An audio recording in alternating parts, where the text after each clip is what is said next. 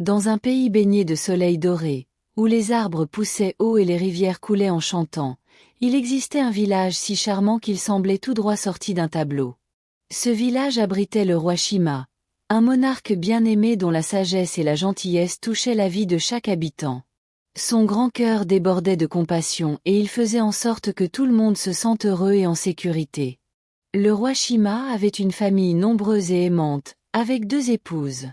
La première, Uli, lui donna 3 filles, princesses qui étaient l'image de la beauté, rayonnante comme le soleil levant.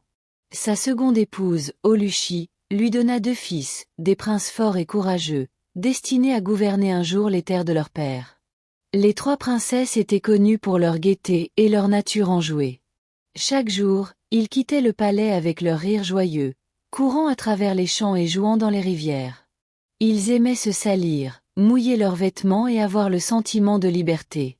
Leurs robes se salissaient et leurs cheveux s'en mêlaient, mais cela ne les dérangeait jamais, car ils étaient heureux. Cependant, tout le monde ne pensait pas que ce comportement était approprié pour les princesses. Certains murmuraient qu'ils étaient trop sauvages. « Pourquoi ne vous comportez-vous pas comme de vraies princesses ?» ont-ils demandé. Ces mots sont parvenus à Uli, la mère des filles, qui s'inquiétait du comportement de ses filles. « Mère, vous êtes des princesses, » dit fermement Uli. « Il est temps de vous comporter en fonction de votre position. » Mais les princesses se contentèrent de rire, sans s'en soucier. Leur cœur était libre et plein de désir d'explorer le monde qui les entourait. Ils voulaient vivre une expérience de vie unique, loin des obligations royales et des coutumes rigides que la société attendait d'eux. Pendant que les gens parlaient mal, les traitant de stupides pour ne pas avoir suivi le comportement attendu, les princesses continuaient à s'amuser. Pour eux, être fidèles à eux-mêmes était plus important que de porter une couronne ou de suivre des règles imposées. Chaque année, le village organisait une grande fête. C'était un grand événement, où des jeunes de toute la région sont venus montrer leur talent et danser au rythme d'une musique entraînante. La fête était aussi l'occasion pour les sœurs princesses de choisir leurs prétendants, des personnes qui pourraient être dignes de les épouser. Cependant, cette année-là, les princesses étaient assises en haut de la tour du palais, observant le festival à travers la fenêtre. Leur cœur était loin du glamour et de l'or, complètement indifférent aux attentes que le monde avait pour eux. Le festival battait son plein et le palais était en effervescence. Chaque année, l'événement réunissait des jeunes venus de tous les coins du royaume, les yeux impatients d'avoir l'occasion de se rapprocher des princesses. Les jeunes hommes les plus beaux et les plus nobles se préparaient à danser, chanter et se produire, espérant attirer l'attention des filles et gagner leur cœur. Mais à l'intérieur du palais, les princesses continuaient à regarder en silence, ne montrant pas le moindre intérêt pour les festivités en contrebas. Ils aimaient la liberté, l'aventure et ne se sentaient pas enfermés dans un rôle traditionnel. Pour eux, ce qui comptait vraiment, c'était l'amour de la vie, le plaisir d'être ensemble, sans les restrictions de la royauté. Uli, observant l'attitude détendue de ses filles, ressentit une énorme inquiétude. Elle savait que le destin des princesses était lié à celui du royaume. Leur choix affecterait non seulement leur propre vie, mais aussi l'avenir de la dynastie. Les obligations étaient lourdes et ils s'éloignaient de leur rôle traditionnel. La pression pour se conformer aux normes judiciaires et à ce que l'on attendait d'eux s'est accrue.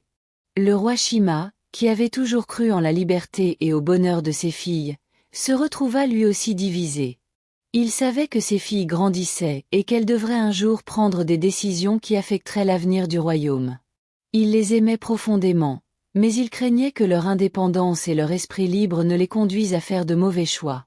Le conflit s'est intensifié. Les princesses étaient confrontées à un dilemme intérieur. Devaient-elles suivre les conventions, épouser des princes d'autres royaumes et conclure des alliances politiques pour renforcer la position du royaume ? Ou devraient-ils suivre leur cœur et continuer à vivre à leur manière, défiant les attentes de tous à leur égard ?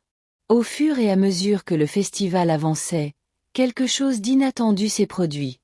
Une jeune vendeuse, dont personne ne savait qu'elle était noble, s'approcha du palais avec un panier de fleurs fraîches et de fruits.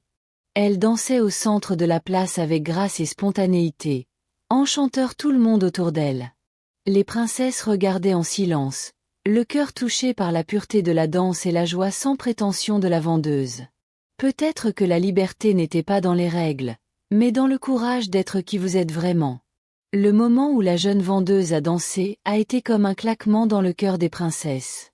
Quelque chose a changé en eux.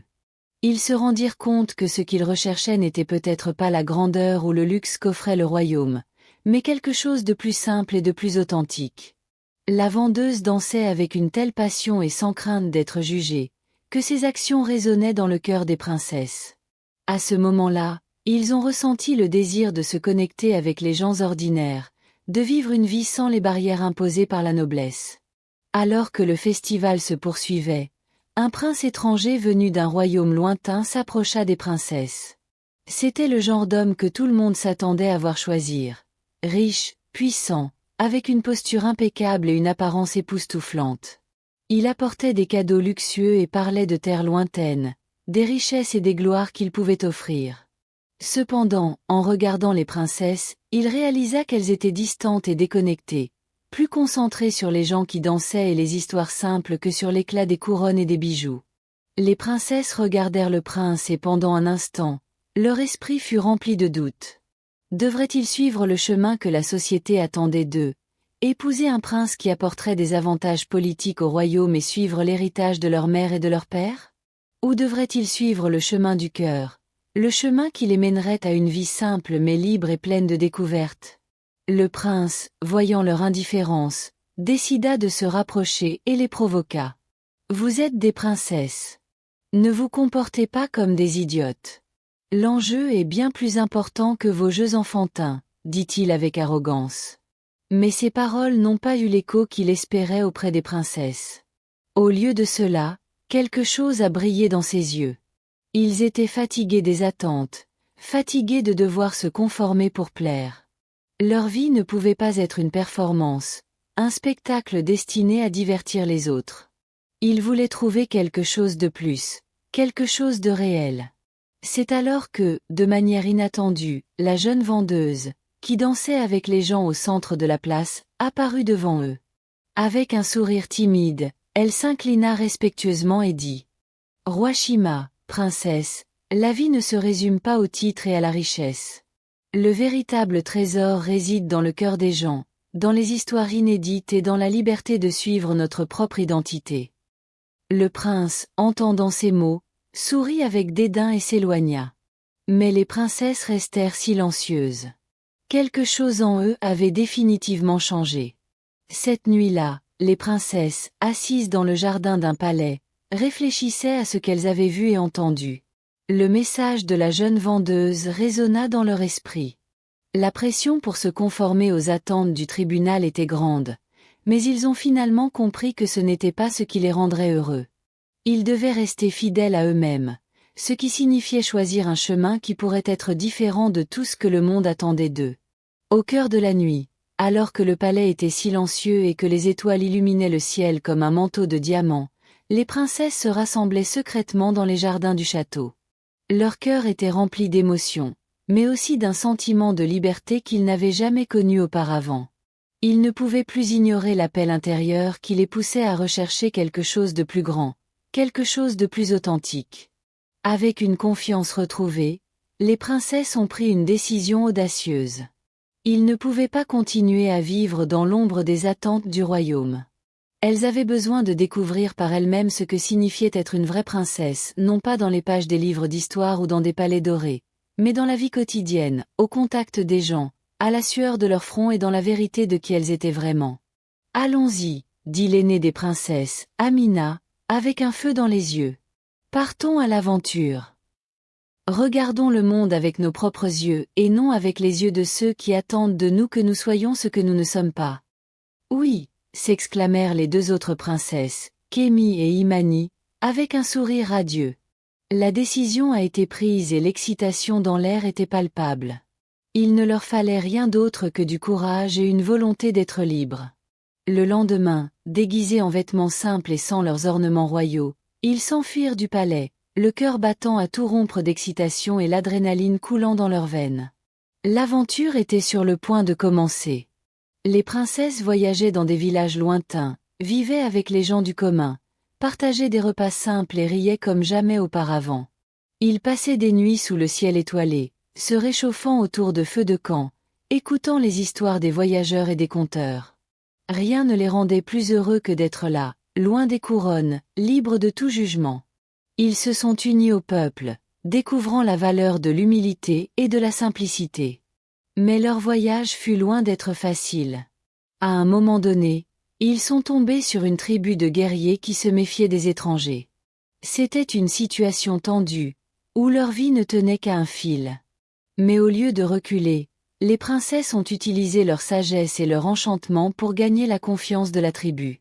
Ils se sont montrés dignes en faisant preuve de respect et d'intelligence, en parlant aux anciens et en partageant les connaissances qu'ils avaient apprises de leur propre peuple. La tribu, impressionnée par leur courage et leur sincérité, les accueillit et les princesses commencèrent à réaliser l'impact qu'elles avaient non seulement en tant que figure royale, mais aussi en tant qu'êtres humains ayant le pouvoir de changer des vies. Elles n'étaient plus seulement des princesses, elles étaient des leaders à part entière.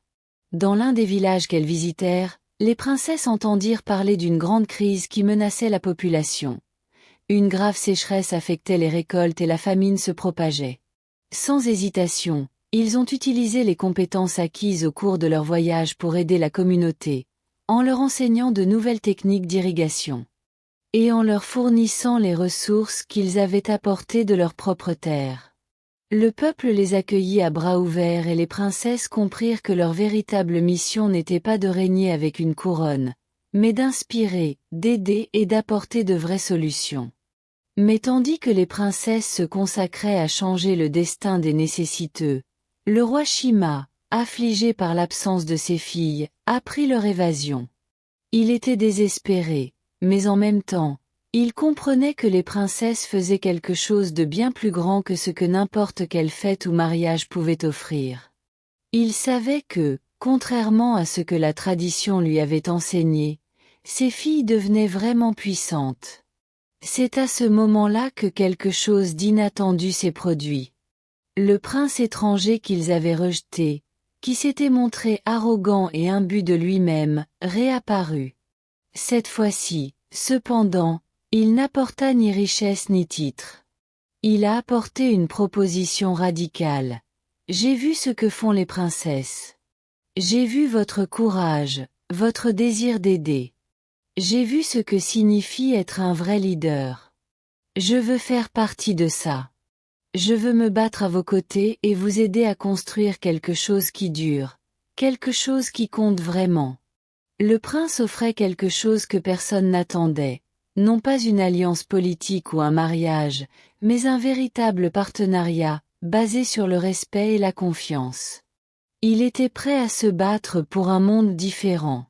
Se sont associés à eux, apportant avec eux leur connaissance des techniques et méthodes agricoles avancées pour améliorer la production alimentaire. Mais alors qu'ils étaient sur le point de réaliser leur plus grand exploit, une menace inconnue est apparue. Un groupe de marchands avides qui s'était répandu dans tout le royaume, commandant le prix de la nourriture et causant des souffrances au peuple, décidèrent que les princesses et le prince ne pourraient pas réussir dans leurs initiatives. Ils savaient que si les princesses triomphaient, elles perdraient leur contrôle sur le marché et les richesses. Ces marchands, menés par un homme impitoyable, arrivèrent au village avec une armée d'hommes armés, prêts à détruire les récoltes et tout espoir de changement.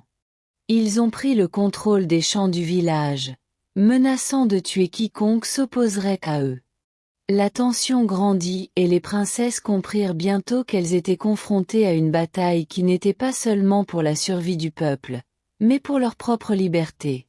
Le roi Shima, bien que surpris par le courage de ses filles, comprit finalement la profondeur de leurs actions. Il vit qu'ils étaient devenus véritablement grands non pas grâce à leur royauté, mais grâce à leur force d'âme et à la sagesse acquise au cours de leur voyage.